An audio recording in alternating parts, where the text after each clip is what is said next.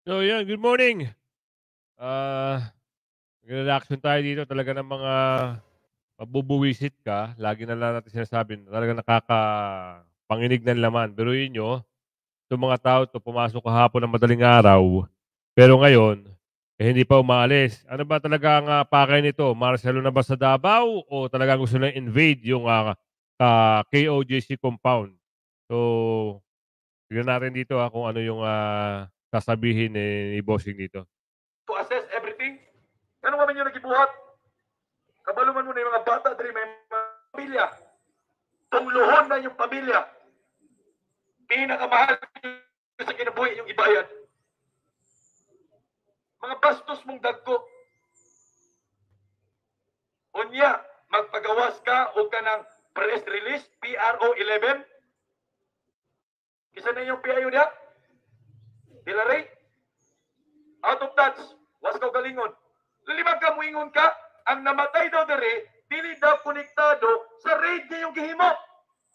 Na overpatig lang daw. Pagkadakong binuwang bakakon kang dako. Bastos talaga. Kung wala mo nagpabutok tirgas diya sa likod, dito mamatay. Lalimang ka, nakipag-negotiate pa dito inyong direktor? Terorista? Nakipag-negotiate, itigamit 30 minutes para maplastar ang among mga tao. Kaya di makatag gusto gobot dire. Ganun na, danak dugo dire. Wapay 30 minutes. Pagkabakakon, why word of honor? Giunan sa likod. Kita mga ito, di pampaksasan. Giguba ang among paderya sa likod. Tarong manak. Kanya, musulti mo nga, kinahanglan mutuman mis balaod. Wa na balaod, uy. Kung unsa na yung gusto ipatuman mo, ato ginabuhat ninyo, mga abuso mong dagko, mga demonyo mo. Labaw pa mo mga animal. May pang animal, mo respeto pa na. Kanang iro, may pang iro, mo respeto pa na. Kulang na lang magpakaluoy mig, daghan mig mga pasyente ng kinahanglan ihatod sa ospital. Unsa yung buhat, di nyo ginatugutan. Tugutan man, mo take time pa, kanang halos na lang ka magpakaluoy. Unsa na siya, sir? Tarong na siya for humanitarian reason.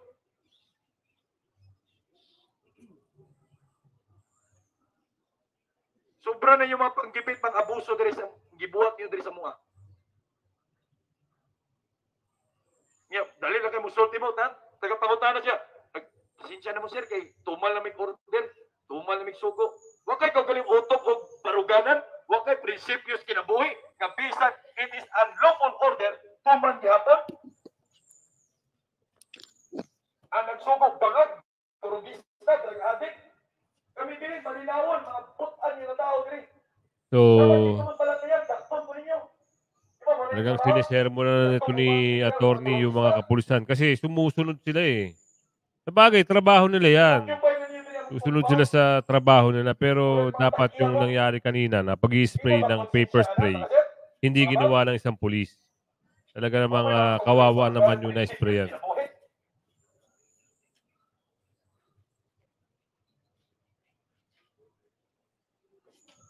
Kung buhasta mo diri, wala mo tag-iya diri. Nagapaubos, nagapailob lang mi diri. Ginasagat ninyo mi diri.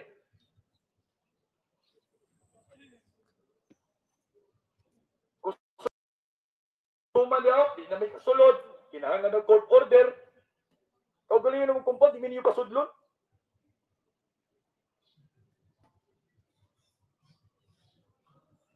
Napay police niya, taas kay buhok. Napay Arios. Nagkami na intercept niya, mga kaubanan ninyo, wala naka-uniforme. And you said, this is official police operation, naka-civilian, nagpariya sa mga sanina, nakatabon mo ka, nakamas, nakakalo, nakaitong tanan, para mo blend mo, homogenize mo sa mong grupo. Suman, na may buhaton dautan, di pa mo kontento, kinapahiya mo, bubuhat mong eksena, kinamuti na yung matag, pangita. Ang kuna lang yung bugo mo, bilyon-bilyon yung mga intelligence funds. Daghang inosenteng civilian diri. Chismis. Mga bata, Chismis mga intel. gulang, mga batanon. Wala lang gibuhat kundi mga lagad sa Ginoo. Pero kana yung gibastos, wa na gud mi nawad-an na mig respeto sa mga kapulisan. Makakita ni kapulisan hantod sa iyong kamatayon, luwaan na mo ang inyong mga puntod. Kay mga abusado mong dagko. Mga bastos mo. Kung tarong pa mo, makita yung David, limpyo. Uy, di na magugaw-gaw. Uy, ang mabasura. Yung mga kaubanan, kung kamo nagbuhat mo anak, kung ikaw ang nagbuhat anak, pagkababoy ni mong batasan, sir. Huwag kang gitudloan sa magilikanan.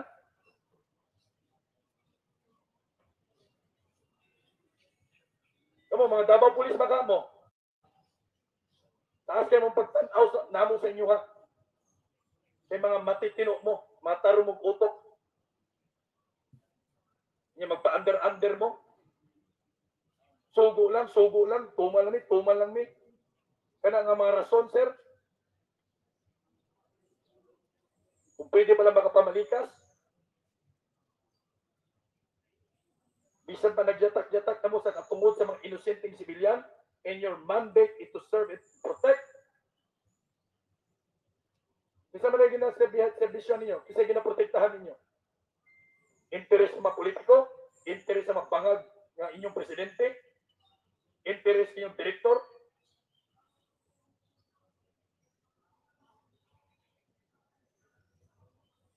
Dala-dala po may mga dagkok yung mga baril. Kita mo, may mga armas. We are unarmed here.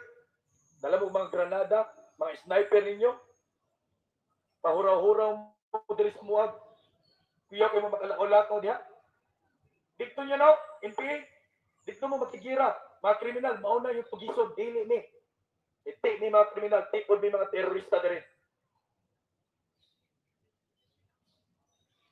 Ipang-pull out mo dito. Pakibato district. Ano yung police dito? Ugaran na sa NPA. Nga diri mo tanan. Gipundak mo diri tanan. Si tawag anak. Kamoy tubag. Si tawag anak. Wa ba niya gispilahan na? Terminology mo? PNPA graduate mo?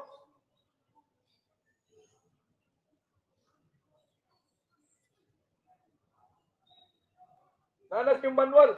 You have to protect human rights all the time. Konsideran ninyo na, labi na mga civilian.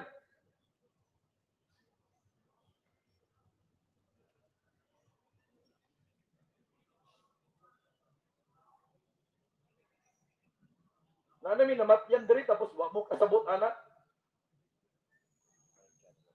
Wa pa may ka-recover sa Juten trauma na inyong gibuhat. Isundan na po ninyo karon. Wa pa'y plano nga mohawa. Kung manag-search, kapila gibalik-balik.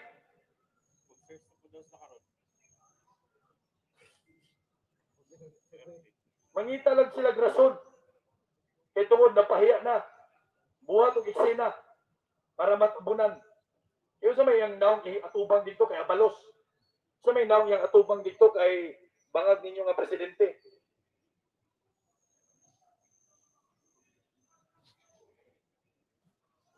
Sobra ba? Sagad.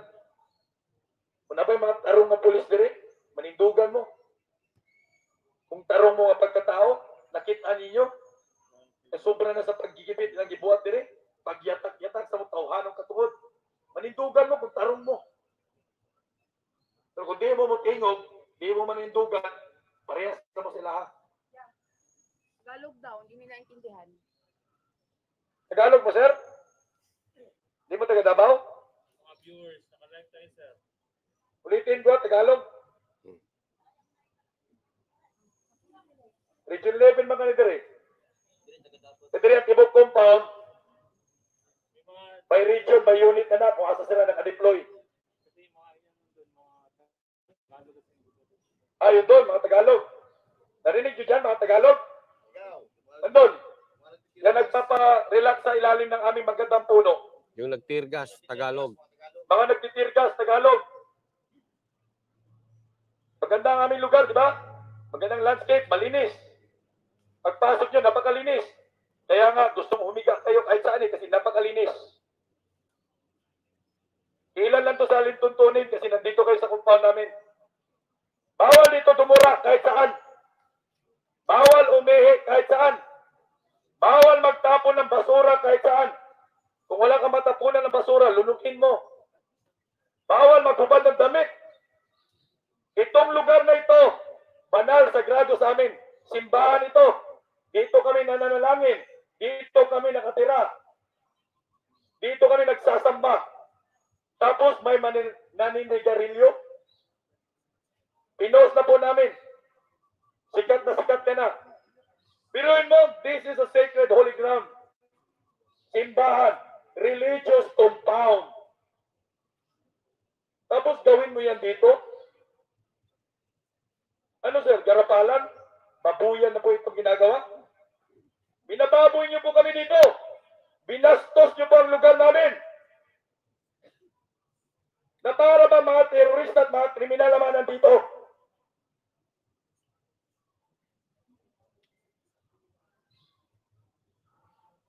Wala kayong mga puso. Nag-request kami sa 911 City Government of Davao. Ambulansya, yung malaki nilang bus with mga doctors. Kasi marami sa amin dito, may namatay na nga. Marami ang kailangan dalhin sa ospital. Anong ginawa nyo? Hinarang, hindi pinapasok.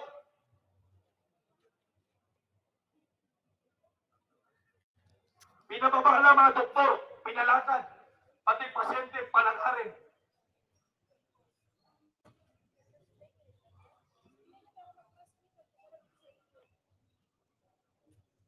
Utak kriminal yan. Susunod kayo sa utak kriminal?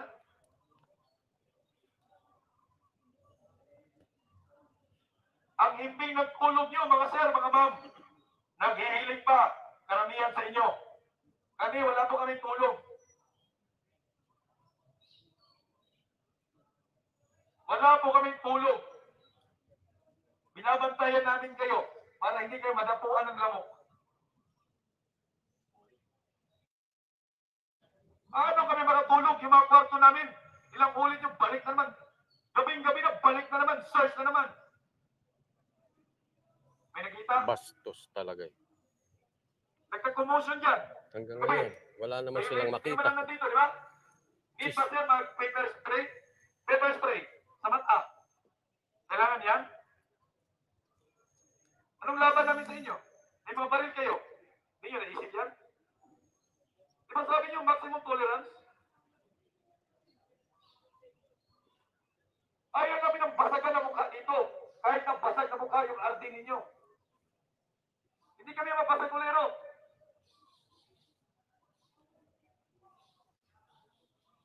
Yun ang gawin niyo sa amin?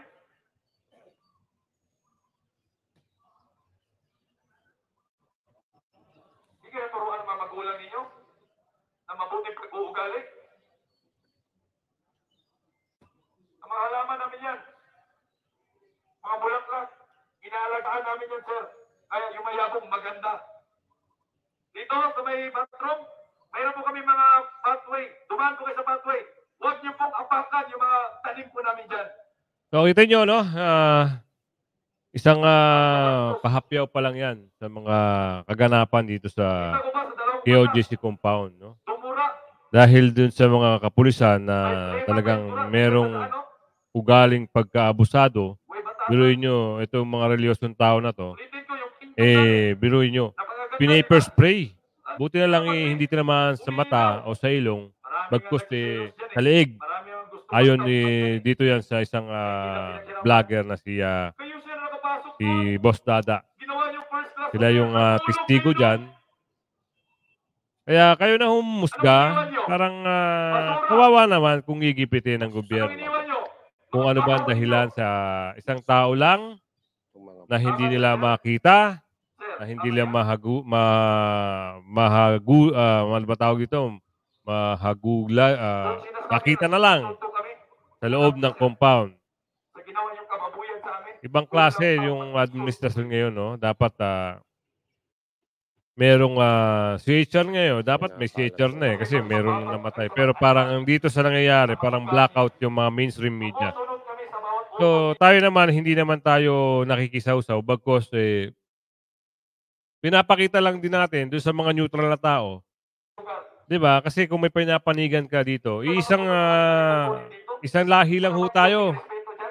Pilipino tayo lahat. Kung ano man mangyari, ano man mangyari, magkagulo, magkaroon ng giyera sa iba't ibang bansa o magkaroon alitan ng bansa sa bansa, Pilipino lang ho ang magtutulungan. Wala na hong iba. Pero sa nangyayari ngayon, parang ang nangyari, merong nag-uutos na paragipitin. Hindi ko mawari kung bakit, no? Ano bang meron? Dahil ba sa mag-e-eleksyon na? Yung bang dahilan, mag-e-eleksyon na? So, abangan nyo, mamaya, tututukan na uli natin to. Sa ngayon, ito muna ang mabibigay natin ngayon, no? Samahan nyo lang si Kuya Goods. Bibigay sa inyo ng maayos na reaction. Magandang umaga at mabuhay kayong lahat.